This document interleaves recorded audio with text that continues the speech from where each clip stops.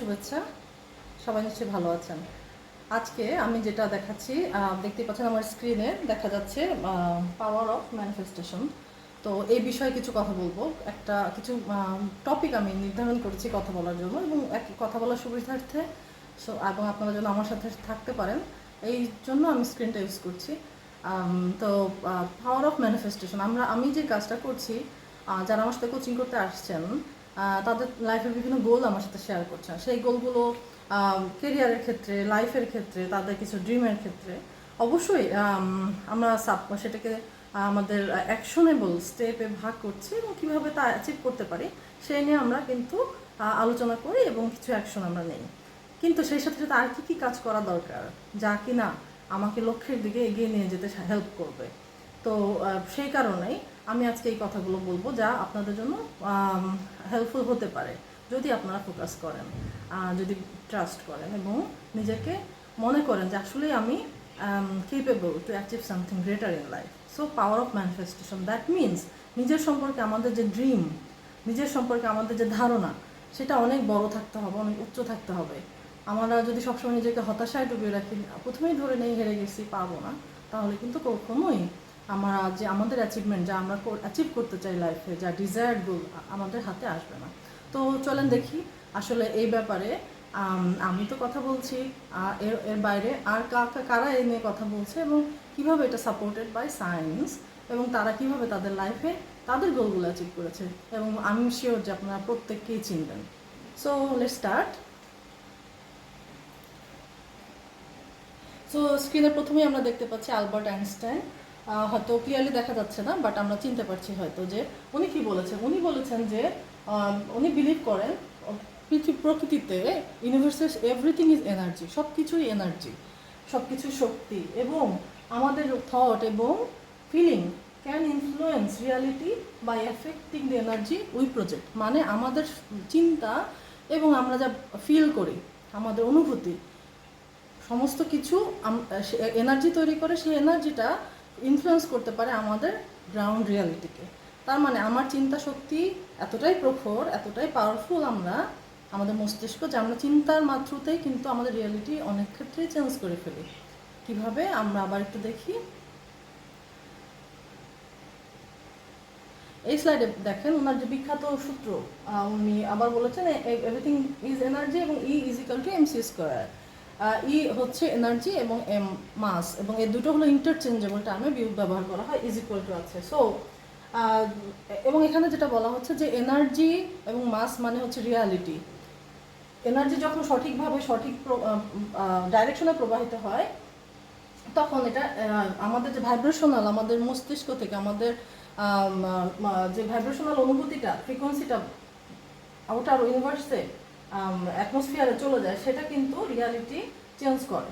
তার মানে হচ্ছে আমাদের যদি থট অ্যান্ড ইমোশন সঠিকভাবে সঠিক ফ্রিকোয়েন্সিতে আমরা কাজে লাগাই, আমাদের কোনো একটা নির্দিষ্ট গন্তব্যের দিকে, লক্ষ্যের দিকে, সেই রিয়ালিটিকে আমরা অ্যাচিভ করতে সক্ষম। এবং আমাদের একটা জার্নাল আছে, সেই জার্নাল এই বক্তব্যকে সাপোর্ট করে বলছে যে we can influence the energy around us and attract corresponding experiences. এটা বলা হচ্ছে উইকলি উইজডম ব্লগে। সো তার মানে হচ্ছে একই কথা আবার বলা হচ্ছে যে আমাদের থট অ্যান্ড এনার্জি ফ্রিকোয়েন্সি যে তৈরি করছে ভাইব্রেশনাল প্রকৃতিতে, সেটা কিন্তু আমাদের রিয়ালিটিতে পরিবর্তন করছে।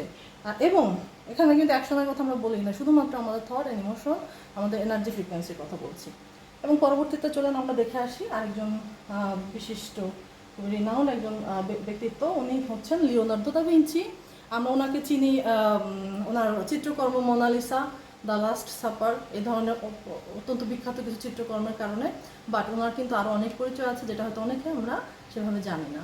ওই সময়ে, ওই যুগে একটা মানুষ কোনো ইনস্টিটিউশনাল সাপোর্ট ছাড়া, কোনো সার্টিফিকেশন ছাড়া কীভাবে এই লেভেলটা অ্যাচিভ করলেন, যিনি কিনা অ্যানাটমির জনক বলা হয়। যারা মেডিকেল সায়েন্সে আছেন, বায়োলজি পড়েন, অবশ্যই জানেন। তারপরে উনি হচ্ছেন অবশ্যই একজন বিখ্যাত আর্টিস্ট, সেটা তো জানি। সেই সাথে সাথে উনি আবার যে প্রথম যে স্কেচ করেছিলেন উড়োজাহাজের, যার স্কেচের ভিত্তিতে পরবর্তীতে উইলভার রাইট অ্যান্ড অরভিড রাইট উড়োজাহাজ আবিষ্কার করেছেন, উনি কিন্তু সেই ব্যক্তি। এবং একই মানুষের ভিতরে এত রকম বহুমুখী প্রতিভা, একই সাথে মেডিকেল সায়েন্স, একই সাথে ইঞ্জিনিয়ারিং, একই সাথে আর্ট কীভাবে সম্ভব হলো। এখনের যুগে আমরা একটা সাবজেক্ট একটা স্ট্রিমে পড়তে যেই কিন্তু অনেক হিমশিম খেয়ে যাচ্ছে এত ইনস্টিটিউশনাল সাপোর্ট থাকার পরেও। এবং উনি বলছেন সমস্ত কিছু উনি এত ক্লিয়ারলি ভিজুয়ালাইজ করতেন যার কারণে ওনার ছবিগুলো হতো জীবন্ত, ওনার স্কাল্পচারগুলো হতো জীবন্ত। এবং উনি এত কিছু তা বলতেছেন মানুষ উনি ওনার কল্পনা তো উনি যত কিছু কল্পনা করেছেন সমস্ত কিছু রিয়েলিটিতে দেখতে পেরেছেন। এবং উনি এটা বলছেন যে উনি বিশ্বাস করেছেন পাওয়ার অফ ভিজুয়ালাইজেশনে, মানে আপনাকে ভিজুয়ালাইজ করতে পারতে হবে আপনি কী চাচ্ছেন পুঙ্খানুপুঙ্খানুভাবে। যেমন আপনার কানেকশন গুলো দেখতে হবে, মানে মিসিং কানেকশন কোথায় কি আছে, কোথায় কি হলে ভালো হতো, যতটা ডিটেলে দেখতে পারেন ওই এনার্জিটা ফিল করতে পারেন। তারপরে এবং তার ইনোভেটিভ থিঙ্কিং অ্যাবিলিটিগুলোকে কিন্তু ওনার যে হচ্ছে আর্টের ক্ষেত্রে, সায়েন্সের ক্ষেত্রে, স্পিরিচুয়ালিটির ক্ষেত্রে, ম্যানিফেস্টেশন প্রসেসের ক্ষেত্রে ওনাকে কিন্তু সেই পাওয়ারটা দিয়েছে যা উনি একই জীবনে করিয়ে দেখিয়েছেন। সো আমাদেরকে বিশ্বাস করতে হবে এবং ভিজুয়ালাইজ করতে পারতে হবে, আমাদের এনার্জি এবং ফ্রিকোয়েন্সিকে সবসময় পজিটিভ দিকে ধাবিত করতে হবে যা আমরা চাই। এখন আমরা একজনের কথা বলবো যে যিনি জিম ক্যারি। অনেকে হয়তো ওনার মুভি দেখেছেন এবং খুবই অনেক মজার মজার মুভি করেছেন, অনেক অ্যাওয়ার্ড উইন করেছেন তার লাইফে। এবং উনি ওপেনলি ওনার কীভাবে উনি ম্যানিফেস্টেশন করেছেন, কীভাবে ওনার গোলগুলো অ্যাচিভ করেছেন উনি কিন্তু বলেছেন। উনি বলেছেন যখন উনি উঠতি একজন তারকা, উনি তখন একদিন ড্রাইভ করতে করতে উনি ইমাজিন করছিলেন, ভিজুয়ালাইজ করছিলেন যে উনি এরপরে যে চেকটা সাইন করবে সেটা হবে $10 মিলিয়ন অর্থের। এবং পরবর্তীতে কিছুদিন পরেই উনি দেখেন, উনি অবশ্যই তার সাথে সাথে পজিটিভ থিঙ্কিং উনি সবসময় ভেবেছেন যে অবশ্যই তার কাছে এই ধরনের উনি যা চাচ্ছেন আসবে। এবং উনি ওনার কাজের দিকে ওনার ফোকাস রেখেছেন। এবং পরবর্তীতে যে চেকটা উনি সাইন করেছেন সেটা আসলে $10 মিলিয়ন ছিল। এবং পরবর্তীতে উনি অজস্র বিগ বাজেটের ছবি সাইন করেন এবং ওনাকে তার যে লেভেল সেখানে আজকে নিয়ে গেছেন, অনেকগুলো অ্যাওয়ার্ড উইন করেছেন। সো উনি কিন্তু বলেছেন এবং উনি ওপেনলি বলেছেন, আপনারা শুনতে পারেন ইউটিউবে অনেক ভিডিও আছে জিম ক্যারির ম্যানিফেস্টেশনের উপরে। এবং এরপরে আমরা আরেকজনের নাম বলছি, আপনারা দেখেন অবশ্যই চিনবেন, অপরা উইনফ্রে। 90s দশকের ভেরি ফেমাস টিভি অ্যাঙ্কর। ওনার শো অপরা উইনফ্রে শো অনেক দিন যাবৎ টপ র্যাঙ্কিংয়ে ছিল। এবং উনি দেখেন আমরা বুঝতেই পারছি উনি কোন রিজিয়ন থেকে এসেছেন এবং একজন কৃষ্ণাঙ্গ মহিলার নারীর ওই সমাজে আমেরিকান সোসাইটিতে অ্যাকসেপ্টেড হওয়া এবং তাকে তার রুলিং তার লিডিং পজিশনটা তৈরি করা অতটা ইজি ছিল না। এবং তার লাইফ হিস্ট্রি যদি দেখেন উনি বলেছেন ওপেনলি যে কতটা স্ট্রাগলের মধ্যে দিয়ে উনি তার বড় হয়েছেন, তার ফ্যামিলি লাইফ কতখানি স্ট্রাগলিং ছিল, বাট উনি তাকে নিয়ে গেছেন সেই জায়গায়, উনি নিজেকে স্টাবলিশ করেছেন। তার শো ওয়েল অ্যাকসেপ্টেড সারা ওয়ার্ল্ডে, তাকে সবাই চিনে। এবং তার ফিলান্থ্রপিক অনেক ইনিশিয়েটিভ, মানবিক অনেক ইনিশিয়েটিভ যা কিনা হাইলি অ্যাপ্রিসিয়েটেড। এবং উনি একজন গ্লোবাল ইনফ্লুয়েন্সার। উনি সবসময় বলেন যে মানুষের যা চিন্তা শক্তি, সেই চিন্তা শক্তি সর্বোচ্চ ব্যবহার করে নিজের সম্পর্কে সবচেয়ে গ্রেট থিং যতটুকু আমরা চিন্তা করতে সক্ষম সেই জিনিসটা চিন্তা করা উচিত, তাহলে তুমি সেই লেভেল অ্যাচিভ করতে পারবে। অথচ আমরা ছোটো ছোটো চিন্তায় নিজেকে ব্যস্ত রাখি, সামান্য কিছু অ্যাচিভ করবো, সামান্য কিছু হবো, সামান্য কিছুতে আমরা হ্যাপি হয়ে যাই। ওকে, এরপরে দেখি কি শাহরুখ খান। আমরা সবাই এক নামে চিনি এবং আমরা সবাই ওনার জার্নিটাও জানি। উনি একটা বিখ্যাত ডায়লগ আছে যে তুমি মনের থেকে কিছু চাইলে সারা পৃথিবী, সারা ইউনিভার্স, সারা বিশ্ব তোমার সেই ডিজায়ার পূরণ করার জন্য তোমাকে সাপোর্ট করবে, কনস্পায়ার করবে। তার মানে কি দেখেন, তার মানে হচ্ছে উনি কিন্তু একদম সামান্য আমাদের মতো একটা সোসাইটি থেকে, আমাদের মতো একটা ফ্যামিলি থেকে বড় হয়ে বিলং করে আজকে বলিউডের বাদশা হিসাবে পরিচিত। এবং উনি যখন একদম তার জার্নি শুরু করেছিলেন, উনি তার মেকআপ রুমের ওয়ালে দরজায় লিখে রাখতেন বাদশা, বলিউড কা বাদশা, so king of Bollywood. So উনি কিন্তু আসলেই কিং অফ বলিউড আজকে। তো এটা কিন্তু সম্ভব। এবং উনি সেই ওনার হয়তো জীবনে হিট ফ্লপ অনেক রকম উত্থান পতনের ভিতর দিয়ে গেছেন, বাট নিজের মোটিভেশন, নিজের ইন্সপায়ারেশন ধরে রেখেছেন এবং উনি জানেন যে এটা অ্যাচিভ করা সম্ভব, সেজন্য উনি করেছেন। উনি হাম্বল, উনি বলে যে আমি যা চাই, মানুষ আমার কাছে অটোগ্রাফ নিতে আসে, মানুষ আমাকে দেখতে আসে, মানুষ আমাকে ঘিরে ধরে, আমি ক্রাউড, আমি একটু পছন্দ করি, আমি তো এটাই চেয়েছিলাম। অথচ আমরা কী করি, যেটা চাই সেটা পাওয়ার পরে আমরা হতাশ হয়ে যাই, আপসেট হয়ে যাই, এটা কী হলো আমার সাথে, আমি এসব পছন্দ করতেছি না। সো আমরা গ্র্যাটিটিউড করতে ভুলে যাই। এতদিন যা চেয়েছি সেটাই যখন আমার হাতে এসে পৌঁছালো তখন আমরা গ্র্যাটিটিউড করতে ভুলে যাই। এই কারণে কিন্তু আমাদের আবার পতন হয়ে যায়।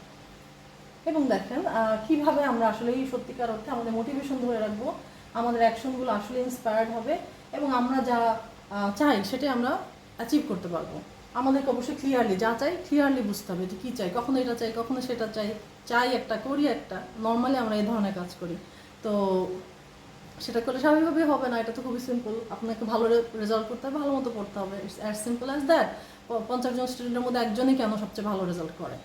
তো তারপরে আমাদের ফিউচারটাকে খুবই ক্লিয়ারলি ভিজুয়ালাইজ করতে হবে, ডিটারমিনেশন থাকতে হবে এবং আমি যা চাই, আমি এখন যেখানে আছি আমি কিন্তু অ্যাকসেপ্ট করতে হবে এবং হ্যাপি হতে হবে, গ্র্যাটিটিউড থাকতে হবে আমাদের মধ্যে, থ্যাঙ্কফুলনেস থাকতে হবে, আশেপাশে সেই ধরনের মানুষ থাকতে হবে যারা আমাকে ইন্সপায়ার করে, ক্রিটিসাইজ না, যারা ইন্সপায়ার করছে আমাকে।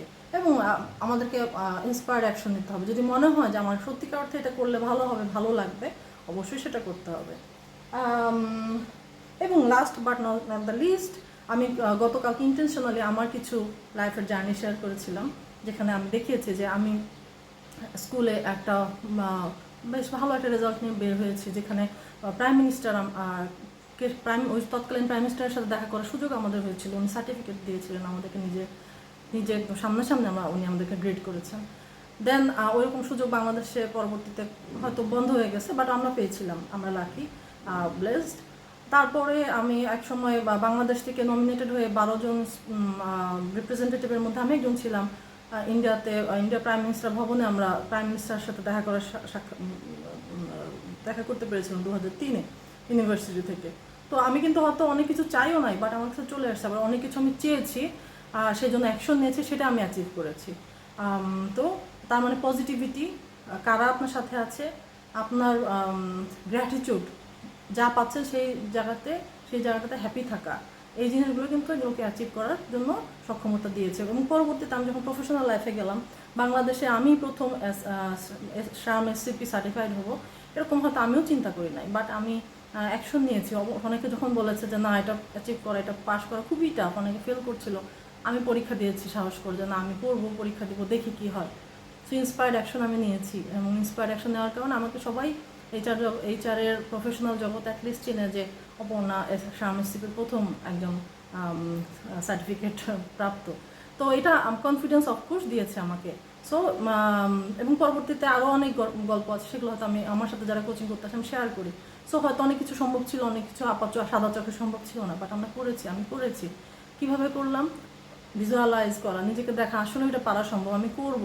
আশেপাশে অনেক নেগেটিভিটিকে দূরে সরায় রাখা, এটা মনের ভিতরে না আসতে দেওয়া, এই ধরনের ইন্সপিরেশনগুলো আমাদেরকে নিতে পারতে হবে। সো ভালো থাকবেন সবাই এবং গ্র্যাটিটিউড করবেন যেখানেই আছেন।